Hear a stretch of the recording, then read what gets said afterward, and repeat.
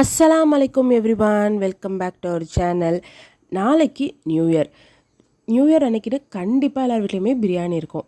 அப்போ பிரியாணி செய்யும் போது இந்த பிரியாணி மறக்காமல் செஞ்சு பாருங்கள், நல்லா டேஸ்ட்டாக இருக்கும்.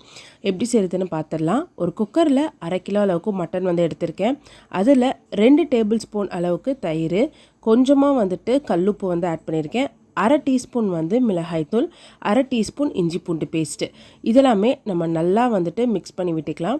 ஒரு 1/2 கப் அளவுக்கு வாட்டர் ஆட் பண்ணி நல்லா ஒரு 6-7 விசில் விட்டு எடுத்து வச்சுக்கலாம்.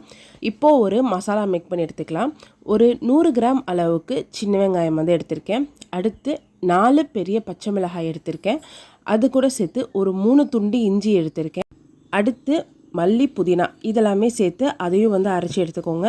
வெங்காயம் தனியாக அரைச்சி எடுத்துக்கோங்க. அது கூட சேர்த்து மல்லி, புதினாவே அரைச்சி தனியாக எடுத்துக்கலாம். இப்போது பிரியாணி மசாலா மேக் பண்ணலாம்.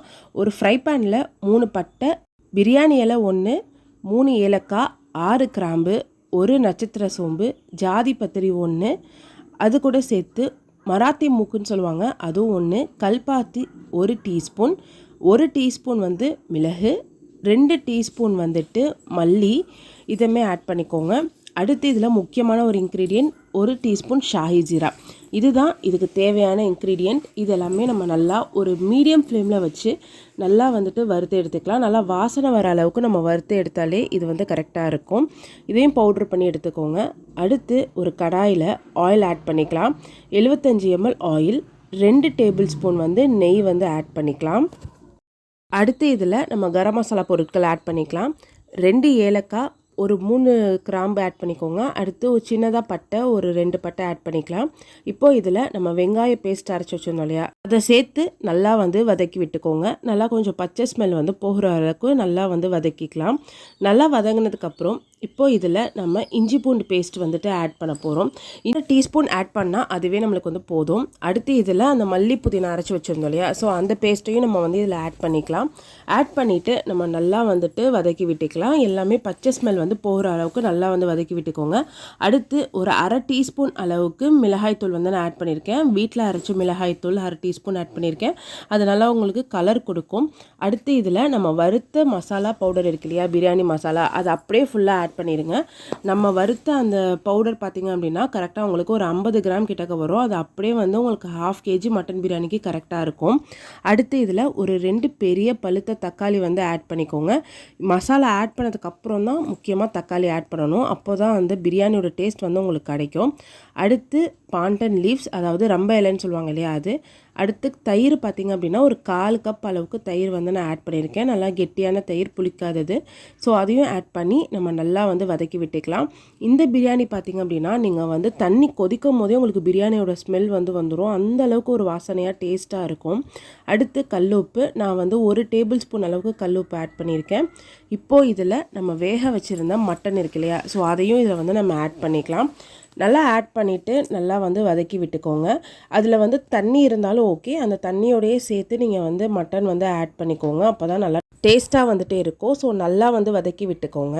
இது அப்படியே நம்ம ஒரு 10 நிமிஷம் ஒரு மீடியம் ஃப்ளேமில் வச்சோம் அப்படின்னா இதுலேருந்து எண்ணெய் பிரிய ஆரம்பிச்சிரும். ஸோ எண்ணெய் பிரிஞ்சதுக்கப்புறம் தான் நெக்ஸ்ட்டு எல்லாமே நம்ம செய்வோம். ஸோ இப்போ பாருங்கள், இந்த அளவுக்கு நல்லா உங்களுக்கு எண்ணெய் பிரிஞ்சு வரணும் மட்டனிலேருந்து. ஸோ இந்த அளவுக்கு வந்ததுக்கப்புறம் இதில் நம்ம வாட்டர் ஆட் பண்ணிக்கலாம். நான் இன்றைக்கி 2.5 கப் அளவுக்கு வாட்டர் ஆட் பண்ணியிருக்கேன். நான் 2 கப் அரிசி எடுத்திருக்கேன். எடுத்தது பார்த்திங்கன்னா சீரக சம்பா அரிசி தான் நான் எடுத்திருக்கேன். ஸோ அதுக்கு 3 கப் வாட்டர் நம்ம ஆட் பண்ணால் கரெக்டாக இருக்கும். நான் 2.5 கப் தான் ஆட் பண்ணியிருக்கேன். ஏன்னா நம்ம மட்டன் தண்ணி அதிகம் மறுபடியும் விடும். ஸோ அதனால தான் நான் 2.5 கப் ஆட் பண்ணியிருக்கேன். நல்லா தண்ணி கொதிச்சதுக்கப்புறம் தான் நீங்கள் அரிசியை ஆட் பண்ணணும். அதே மாதிரி அரிசியை கரெக்டாக 20 நிமிஷம் மட்டும் ஊற வைங்க.